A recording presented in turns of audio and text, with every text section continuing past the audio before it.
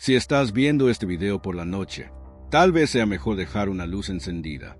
Hoy voy a contarte dos historias reales. Historias de personas comunes, como tú y como yo, que estuvieron cara a cara con una de las criaturas más aterradoras que existen, los skinwalkers. Son seres que cambian de forma y pueden imitar voces humanas. Llaman por tu nombre y tratan de entrar. Quienes los han visto dicen que es algo que no debería existir. Y después de lo que pasó, esas personas nunca volvieron a ser las mismas. Esta historia ocurrió en 2006, en Nuevo México. Ethan tenía 14 años y fue a pasar unos días en casa de su abuela, una señora de origen navajo que vivía en una zona bastante aislada, en medio del desierto. La casa estaba lejos de cualquier ciudad, sin vecinos cerca, sin señal de celular, sin internet. Era el tipo de lugar en el que, cuando oscurece, el silencio se vuelve profundo.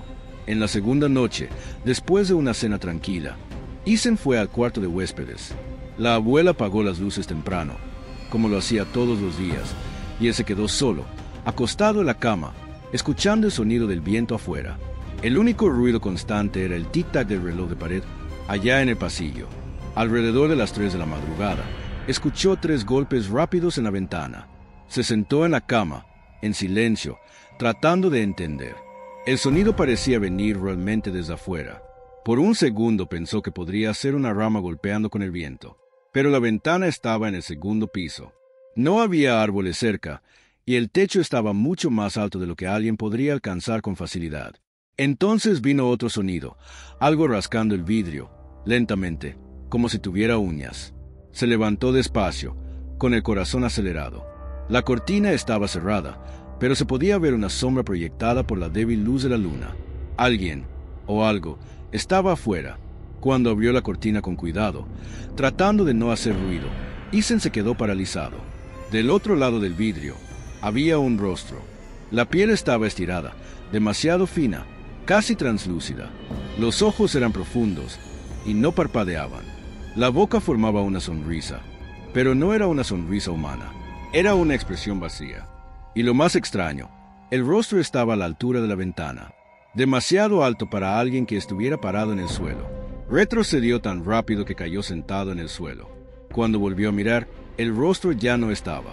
Ethan corrió al cuarto de su abuela, temblando, con los ojos llenos de lágrimas. Le contó lo que vio, esperando que ella se riera, dijera que fue su imaginación.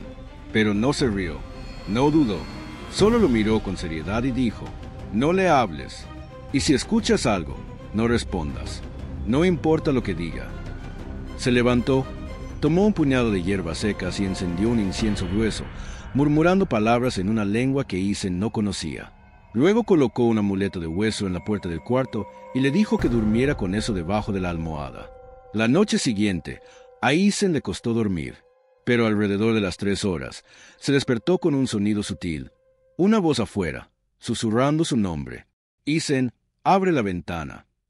Lo más aterrador era la voz de su madre, exactamente igual, el mismo tono, el mismo cariño con el que le hablaba cuando era pequeño. Pero su madre estaba a más de 500 kilómetros de distancia. No podía estar allí, y él lo sabía. Se quedó acostado, completamente inmóvil, y la voz repitió: «Hijo, todo está bien. Soy yo, mamá. Déjame entrar». El tono era suave, gentil, pero poco a poco comenzó a volverse extraño. La entonación empezó a fallar en algunas palabras, como si fuera una grabación mal hecha. Era como si esa cosa allá afuera hubiera aprendido a hablar solo escuchando grabaciones de personas. Y ahora ya no supiera cómo mantener el disfraz. El cuarto se puso helado. Ethan se cubrió el rostro y lloró en silencio, mientras esa cosa seguía llamándolo. En un momento, incluso escuchó la perilla de la puerta girar, pero no había nadie del lado de adentro. Solo el sonido, como si fuera una prueba para ver si reaccionaba. A la mañana siguiente, le contó todo a su abuela, y ella le dijo con firmeza: «Son skinwalkers.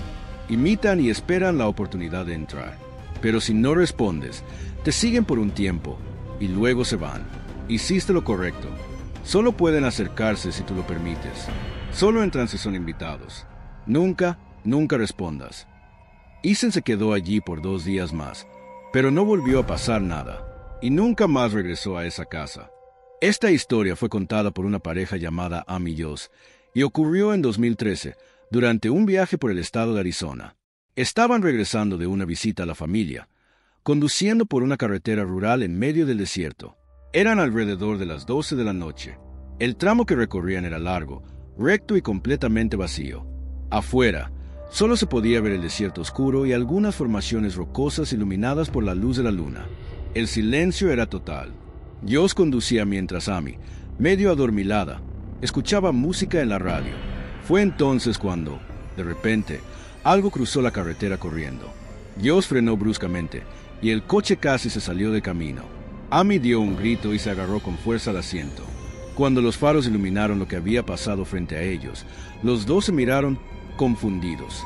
Parecía un coyote grande, pero su cuerpo era extraño. Las patas eran muy delgadas, el pelaje estaba ralo en varias partes, como si estuviera enfermo.